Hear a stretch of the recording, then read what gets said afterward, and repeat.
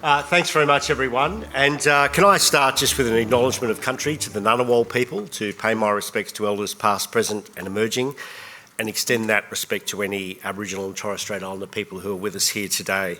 I understand the conference has been a huge success, Rick, so congratulations to everyone who's attending, also to the speakers. And I think it's great that everyone's here to share ideas about how we can reduce online harms. I think that one of the things that I would say is what we're trying to do here requires a whole of society approach. It's just not up to the lanes of academics or to those people that work in the national security agencies or people that work in the intelligence field or anything like that. And I'm going to talk about how we can work together, but also about the changing nature of the online environment through the two lenses, probably the three lenses. I seem to have more roles than Scott Morrison did. But I've got, so I'm the Deputy Secretary for National Security in the Department of Home Affairs, Commonwealth Counter-Terrorism Coordinator and the National Foreign Interference Coordinator, which is a big mouthful, but it means that I get to see a lot of what's going on around the country and internationally as well. And I'd say that if you look at the strategic context, you know, the prominence of the internet has certainly changed the way that individuals, organisations and communities engage with each other, how we consume content and how we assess risk. And our lives have certainly become intertwined with the online world, and it makes it difficult to separate that online world from the offline consequences. It's almost as if it's part of our DNA now, and how rapidly that's actually occurred would have Charles Darwin, I think, kind of trying to second guess what the hell's going to happen in the next 20 years as well. That sense of normality, identity and community for many individuals is becoming very, very greatly influenced by the online world, also more so in some respects than the real world. Social media and messaging platforms have become a key enabler of volatility. That's what I'm seeing. The rapid spread of mis and disinformation, the accessing of violent extremist material and ideologies online is happening at such a rapid pace and scale, it's difficult to comprehend. Algorithms are creating those echo chambers, and I think that we're still dealing with the consequences of what happened out of COVID-19 as well. Violent attacks being live streamed, AI is spreading mis and disinformation at scale. Campaigns are capitalised on through acts of foreign interference, and that exploits our open, free and fair democratic system and information environment. And what we're seeing is a load of state and non-state actors really launching cyber activity against Australia, abusing our systems, our technology supply chains in how they can affect a cyber response. And that goes to acts of sabotage against some of our critical infrastructure in Australia as well. And then in the offline world, people act on those radical and extremist views. Communities become divided, and we've seen that particularly since the events of 7 of October 2023. Innocent people become victims of violent incidents. Critical infrastructure gets harmed, and the offline world is getting formed through the online world. And as noted by ASIO's Director General of Security, Mike Burgess, in his recent threat assessment, Australia's facing a multifaceted, merging, intersecting, concurrent and cascading threats. Everything, everywhere, all at once, is what he said. I call that the Coldplay effect. And before you laugh, I did go to a Coldplay concert a couple of years ago, but it's a wall of sound with lyrics that don't make any sense. And you kind of sit there and you go, holy hell, you're getting overwhelmed. That's what's happening in the online space, and it's being taken like advantage of by nation states because they can blend their message with other kind of messages that are actually occurring out there as well. But let's go to two events that occurred in 2024. Both occurred at the opposite end of the world, and they demonstrate that confluence and intersection of threats and harms. So in April 2024, during a live stream sermon at the Good Shepherd Church in Wakeley, Sydney, a knife attack took place. The stabbings led to riots, and that was a result of disinformation spreading very, very quickly online. I would say that it followed pretty quickly on the back of the Bondi stabbings at the Westfield Centre, so the communities in Sydney were on tenterhooks. and it was a pretty febrile kind of situation. The attack footage was obviously taken down by all platforms except X, who decided just to geo-block it and left it accessible to everywhere else in the world. And then a little over 3 months later, there was another stabbing attack by a teenager in Southport in the UK that resulted in the tragic and really just unimaginable deaths of 3 young girls and injuries to 8 others. Those stabbings led to widespread far-right anti-immigration protests and riots that were fuelled by a rapid spread of mis- and disinformation. And at the trial, it was found that the perpetrator, just prior to committing that act, was watching the Wakely stabbing attack in his residence in the UK. So Southport is a very clear example of the real-world influence of online terrorist and violent extremist content, or TVEC as we call it.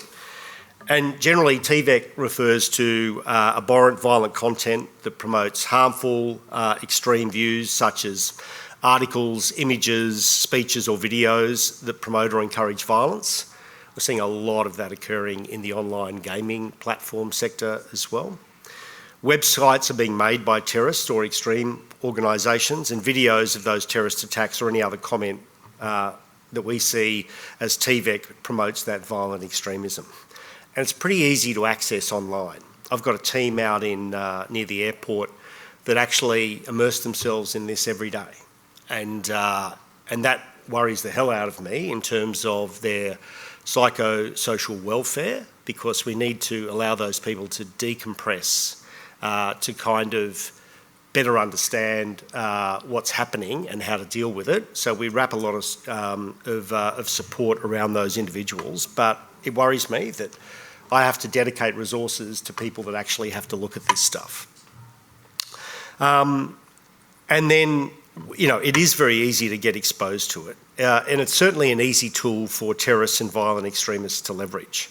And it's certainly used to radicalise and recruit a larger audience of individuals at really low cost and really low effort. So they can do it at scale for just about next to nothing. And AI's just exploding it as well. And therefore, you know, national borders really are no obstacle to radicalisation. It's happening sooner in Australia than we expected, and it really doesn't need to be driven by ideological or religious factors at all. It doesn't exist, though, in a vacuum, and it can influence individuals to carry out similar attacks even if their ideologies are not alike.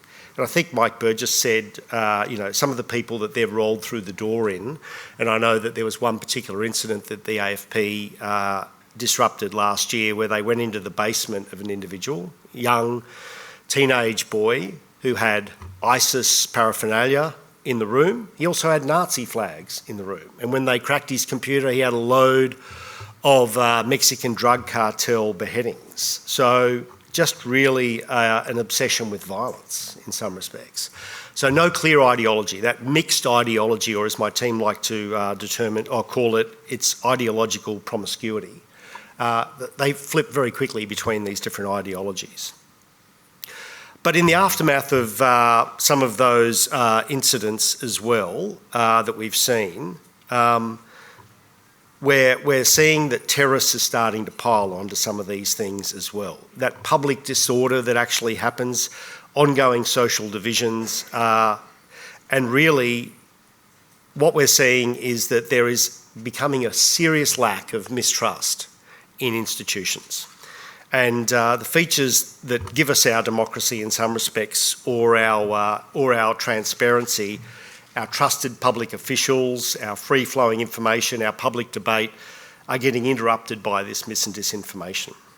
It disrupts our social cohesion, it distorts everyone's understanding of the real world, it erodes trust in our shared reality, and it undermines the integrity of our political processes. I also sit on a board called the Electoral Integrity Assurance Task Force, where we have all of the national intelligence and security agencies that look and monitor the online environment and everything else that's going on in the lead up to major elections. And we've cranked it up for this one, let me tell you, because we're aware that there is going to be a hell of a lot of mis and disinformation, and there is the potential for acts of foreign interference throughout that electoral process as well. So it really makes it harder for people to kind of work out what to believe and what not to believe. And that's being weaponised by state actors who seek to undermine the rule of law. And that's usually perpetrated by authoritarian states, and I think you all know who I'm talking about there. I won't name them. Young people have also been immersed in the online environment now for most of their lives. And for some, their most formative years have been spent online, and they're entering an age where they're most vulnerable to radicalisation. COVID kind of just accelerated that as well. And they are susceptible to TVEC, and they're targeted by those online actors, particularly on gaming platforms. What we're seeing is that some young people are attaching themselves to an ideology or a mix of ideology or no ideologies, but they're motivated by personal grievance. And personal grievance and some of the lack of protective factors out there are really kind of accelerated and amplified by social media. So this, along with the Wakely and Southport incidents, show that we can't really pigeonhole national security threats anymore. Wakely is not just a clear terrorist event, it also had a lot of mis and disinformation. It created TVEC with long-lasting and international impacts, and it shows how people can be radicalised to violence through extremist views that are formed online and happen very, very quickly. So the challenge for us is real, it's present, and it's something that we're struggling to deal with, I'll be honest. And as I said, those state-sponsored actors, and for that matter non-state state actors, are seeing value in exploiting that online space in that open information environment that we have in our liberal democracy. Their objective is to undermine social cohesion, to influence political processes and political outcomes. And some foreign powers are engaging in that in a clandestine, deceptive and coercive kind of way. They manipulate social media and other online platforms to artificially promote their popularity, the reach and the volume of the content that supports their narratives. They also demote or censor content that runs counter to those narratives, and we see that every day. Really, these activities limit or restrict the views that are expressed in foreign language media, transnational, traditional kind of media, social media and think tanks, and other influential institutions in Australia. They are out there intimidating and coercing journalists and other public figures into self-censorship or into taking specific positions on issues that might promote their narrative. Narratives promoted by foreign interference don't need to become dominant, as just, their continued presence out there in social media degrades democratic discourse, it creates and exacerbates social divisions, and it impacts our national security, and that's something that, again, I see every day. And as technology develops and becomes more complex and sophisticated, the confluence of risks and threats, as highlighted by Wakely and Southport, is enhanced. However, it also provides new opportunities and certainly new benefits. In particular, AI is part of our daily lives and is going to transform every sector of the economy, society and government. And like all digital systems, AI presents both opportunities and risks. Some bloody big risks, actually, including to our national security. It has the potential, though, to bring significant benefits to the national security community, particularly the collation and analysis of incredibly large volumes of disparate data that support our intelligence efforts. And it may also help us to address the long-standing challenges of volume of terrorist and violent extremist content online, and help remove some of that content at scale, which we can't do at the moment. And that reduces the cost of us doing business as well, which means that we can put more resources into areas that we'd like to. However, technology like generative AI also presents an opportunity for nefarious actors to flood the zone, so to speak, with TVEC and disinformation that facilitates social division. This means that there's a greater risk of radicalisation of young people, and that's almost becoming normalised in some places around the world. And what Mike Burgess said last month was that over the next 5 years, he expected AI to increasingly enable espionage and foreign interference. And we're already seeing AI fuel disinformation and deep fakes that are promoting false narratives, as well as terrorist and violent extremist narratives. It undermines factual information, it foments social division and erodes trust in our institutions. And it's much easier to find, and that's why a couple of years ago we did fund AAP and SBS for fact-checking of a lot of information that was coming out of the Gaza conflict as well, because there was a load of mis and disinformation out there as well. And as I mentioned earlier, hostile cyber actors, both state and non-state, are going to continue to engage in that malicious cyber activity, particularly against the government, our critical infrastructure, and industry more broadly, particularly some of those supply chains that are so beneficial to everyone in the community as well. That activity, as I mentioned earlier, includes sabotage, espionage, ransom and extortion. It's often undertaken for financial gain and facilitated by the stealing of very sensitive information. Cyber criminals are increasingly using capabilities that were really once only available to nation states. So they can go onto the dark web and download particular apps and information and then utilise that against us. And they can do it at scale, they can do it very quickly, and they can do it very cheaply as well. And so as we move into an era of increased geostrategic competition, the volume, speed and sophistication of those cyber attacks is only going to increase. So what are we doing about it? Well, we've got legislation, we've got enforcement frameworks and policies to fulfil our number one priority, and that is to keep Australians safe. And that means that we're doing as much as we can online. On TVEC, what are we doing to help the radicalisation of young people? Well, firstly, the Office of the E-Safety Commissioner's got legislative powers that can order the illegal content to be taken down so it can't be accessed in Australia. It's becoming increasingly difficult with the power of those, I suppose, tech oligarchs. And I used to be able to ring up those tech companies and get straight through to CEOs. I can't anymore. They don't take the calls. A couple of them do, but the vast majority of them kind of just don't. And they've taken away a lot of their people that are responsible for safety and online harms as well. They've reduced staff numbers by over 80% on a lot of those platforms. It's almost as if it's become a free-for-all out there, which concerns us greatly. So we need to understand what we can do also offshore, not just onshore in Australia, because people with VPNs and that just access content from anywhere in the world, and it's not geo-blocked at all. We made some progress after Christchurch, and we've joined the Global Internet Forum on Counter-Terrorism, but there's a hell of a lot more that we need to do. We've got a new counter-terrorism and violent extremist strategy that's supported by a 23-point action plan, and there's a big focus on online harms.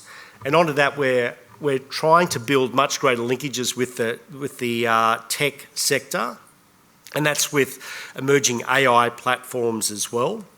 We are trying to improve regulation by legislating a digital duty of care, and we are certainly looking at further measures that we're going to put in place around online harms as well. The government invested a record amount in countering violent extremism and terrorism, $106 million, which was fantastic. We've promoted a new rollout of a site called Step Together from New South Wales, because the last thing a lot of parents and teachers want to see is ASIO or the AFP rolling through the front door when they ring a hotline or something. So we want more of a community-based model where people feel that it's not necessarily in your face around national security. They can go online, find out information and be referred to psychologists or to online practitioners, social workers, etc., rather than feeling that they're dobbing someone in, so to speak. So that funding's welcome, but we're going to need more, there's no doubt about that, as the trends start to continue.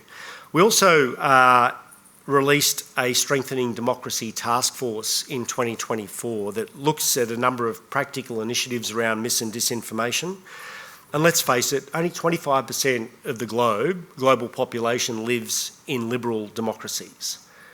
75% of the population in the world basically lives under autocratic regimes or under despots. And so we're in the minority and we're fighting a losing battle at the moment. Every indicator around social cohesion and democracy has been in decline for about the last 18 years. And we've got to arrest that, turn it around and rebuild trust in the institutions that actually matter. So AI. So we've got, I suppose, security policy and home affairs for critical technologies, including AI as well.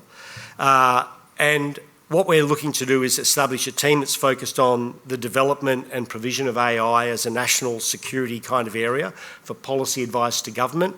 We obviously banned DeepSeek on government devices. We've banned platforms like Kaspersky and TikTok, and there's probably more to come. And we are working very closely with the Department of Industry, Science and Resources around the design of some mandatory guardrails for AI in high-risk settings. Also, you would have seen that the Australian Electoral Commission launched a TikTok site as well in the lead up to the election. We made them take it out of their systems and do it as a standalone. But TikTok is very influential in elections and a lot of disinformation on it, but the AIC felt that it needed to be on there in order to counter some of the false narratives that are out there as well. And we're also doing a lot of work internationally on this, particularly with like-minded countries. We've put out a document around foreign interference in Australia, which is countering foreign interference in Australia, working together towards a more secure Australia. It is the first time that the government has actually made a document public that outlines the threats posed by foreign interference in Australia. And it gives us a great platform now to be able to talk to the public, to other levels of government, but also to industry about the dangers of foreign interference and how to harden the environment, etc. And also tells people what the difference between foreign interference and foreign influence actually is. Just better check the time, I'm almost out. So we're doing a lot of work around that. We're doing a lot of work around cyber security, and we're trying to better understand where things are actually going to go in the next few years. Because if the last 10 years is anything to go by, the next 10 years is going to be a hell of a wild ride. And we are going to need to be prepared. But AI helps us get there, but it also hinders us along the way. So working out a clear pathway is not going to be easy as well. So as I probably just want to sum up and say that, you know, the Wakeley and Southport incidents show that the national security threats that we face are becoming less isolated from one another. The more interrelated they become as online activity increases. Those harms don't exist in a vacuum, and we need a whole of society response to these threats. It's the only way that it can be addressed as well. So conferences like this are critically important to bring people together. We value your input, we value your ideas, and we're interested to hear the outcomes of the conference, because my team, which is not a big team, don't have all of the answers. I can tell you that right now. And if I could just finish by quoting ASIO's most recent annual security threat assessment. Security is a shared responsibility, and our partnerships will be critical as we respond to these challenges. Everything, everywhere, all at once. Thank you.